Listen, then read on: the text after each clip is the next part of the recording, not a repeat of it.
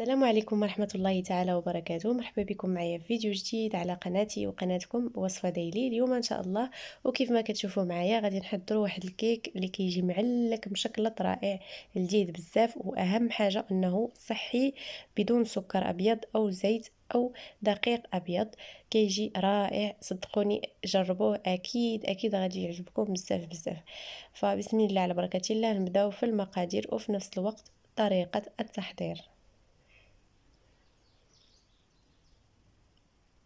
اول حاجه غادي نحتاجو واحد 4 ديال الحبات ديال الموز اللي كيكونوا طايبين بهذا الشكل هذا.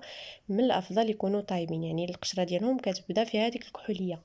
اذا كان عندكم داك الموز اللي الحجم ديالو كبير ديروا 3 كافيين. هنا عندي موز تقريبا متوسط الحجم. كنحيد لهم القشره وكنمعسوهم بشي فورشيط بهذه الطريقه، كتمعسوهم مزيان مزيان حتى ما كيبانش فيهم دوك الطروف، ما كيبقاوش فيهم دوك الطروف الكبار. يعني بهذا الشكل هذا كيتمعس لينا الموز ديالنا مزيان.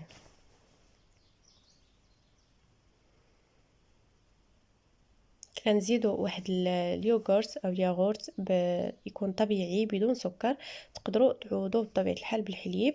وكنضيفوا واحد الكاس الا ربع ديال الزبده دائبه. نخلي لكم المقادير مضبوطه في صندوق الوصف. الزبده دائما كنستعملوا الحيوانيه، نوعيه جيده اللي كتكون صحيه، يعني افضل من هذيك ديال البواطات. وتقدروا تعوضوها بزيت الزيتون، أو ديروا نصف كميه الزبده ونصف كميه زيت الزيتون، لكن دائما الزبده كتبقى ألذ. وكتبقى يعني صحيه احسن من الزيت النباتي. هنا غنضيفو تقريبا واحد يعني كيبقى حسب الرغبه ديالكم. الا كتبغيو الشوكولاط بزاف فكثروا. تقريبا ضفت واحد الكاس ديال الشوكولا اللي كتكون نوعيه جيده وكيكون الكاكاو فيها كتير. الحبيبه ديال الشوكولا تقريبا نستعمل 65% ديال الكاكاو. تقدروا تستعملوا يعني الشكلاط اللي كيعجبكم. الا كان متوفر عندكم غير الشكلاط ديال يعني الالواح تقدروا تذوبوه وتزيدوه. هنا ضفت واحد الملعقه صغيره ديال العسل طبيعي. تقدروا تستغناو عليه لان اصلا راه كتجي الحلوه حلوه لان فيها البنان والشكلاط. وتقدروا تعوضوه بقطع ديال التمر، يعني كيبقى لكم الاختيار. درت غير ملعقه صغيره وكنخلط مزيان هاد العناصر كيندمجوا لينا مع بعض.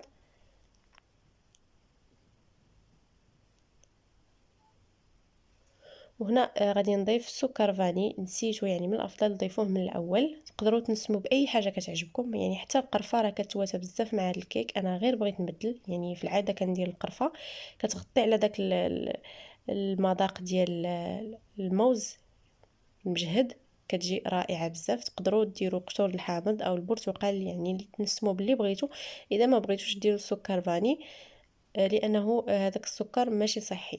هنا كنضيف جوج ديال الاكياس ديال الكاكاو المر. دائما استعملوا كاكاو اللي كيكون النوعيه ديالو جيده، راه كيعطي واحد الفرق كبير في الكيك ديالكم. ما تستعملوش هذاك الكاكاو اللي كيكون المذاق ديالو ما زوينش، كيكون اللون ديالو كحل بزاف، راه ما كيجيش زوين في الكيك نهائيا، وما كيعطيش داك المذاق الزوين ديال الكاكاو. بعد ما خلطته مزيان غادي نضيف هنا الدقيق الكامل، دقيق القمح الكامل. حيت منه بطبيعه الحال هذيك النخاله الغليظه وخليتها رقيقه. غادي نضيف تقريبا واحد 6 الملاعق. تقدروا تضيفوا اكثر او اقل حسب الحجم ديال الموز اللي استعملته. او اذا استعملتوا الحليب او اليوغورت يعني كيبقى الدقيق حسب الخليط. ضفت تقريبا واحد 6 الملاعق كفاوني. تقدروا تعوضوه بدقيق الشوفان، طحنوا الشوفان وتزيدوه، يعني كيبقى حسب الرغبه ديالكم. بعد ما خلطته مزيان كنضيف جوج الاكياس خميره الحلويات وكنخلط. كنحصل على واحد القوام اللي ثقيل شويه، لان الكيك ديال الزبده راه كيكون ثقيل ماشي بحال ديال الزيت. هنا ضفت واحد الملعقه الخل مباشره فوق الخميره باش تعطي يعني واحد الفاعليه اكثر. وكنخلط، ما كنبالغوش في خلط الخميره هكا باش ما تفقدش الفاعليه ديالها. كيف كتشوفوا الخليط كيكون ثقيل شويه، كيف ما قلت لكم الخليط الزبده او الكيك الزبده كيكون ثقيل شويه ماشي بحال ديال الزيت. اذا كنتو استعملتوا الزيت فغادي يجيكم خفيف. كنوضعوه في واحد المول اللي كيكون مدهون، المول اللي بغيتو حسب الرغبه ديالكم. انا هذا المول استعملته كبير شويه فما غاديش يجيني الكيك طالع. وبطبيعه الحال الكيك اللي ما كتكونش فيه دقيق الابيض راه ما كيجيش طالع بحال الكيك ديال دقيق القمح الكامل. كيف ما كتشوفوا كنحاول نضرب هذاك المول مع السطح العمل باش يتقاد ليا الوجه ديال الكيك ديالي، وكندخلو للفرن اللي كيكون بارد على درجة حرارة 180 من الأسفل حتى كنشم الريحة ديالو، وكنشعل ليه من الفوق واحد شي شوية يتحمر. هذا هو الشكل ديالو. كيف ما قلت لكم راه ما كيجيش طالع بزاف بحال الكيك اللي كيكون ماشي صحي، ولكن راه المذاق رائع بزاف. كنتمنى تجربوه، اكيد غيعجبكم، بالخصوص اذا استعملتوا الحبيبات الشوكولا نوعيه جيده واستعملتوا الكاكاو ايضا نوعيه جيده، فاكيد غيعطيكم واحد المذاق رائع. والموز يكون يعني طايب، البنان يكون طايب مزيان. هذا هو الشكل ديالو. هنا زينته بالقليل من الكاناش، ذوبت هكا دوك الحبيبات الشوكولا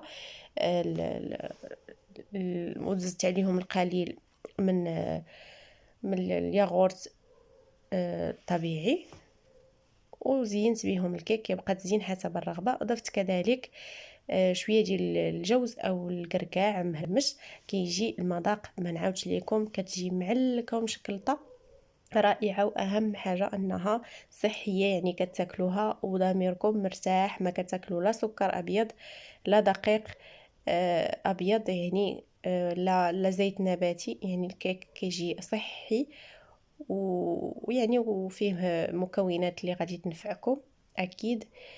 تعطيوه لوليداتكم وانتم بالكم مرتاح. كنتمنى تجربوه. كيف ما كتشوفوا راه كيجي معلك ورائع رائع بزاف. غير تبعوا النصائح اللي عطيتكم واستعملوا مكونات اللي كتكون يعني النوعيه ديالها الجيده.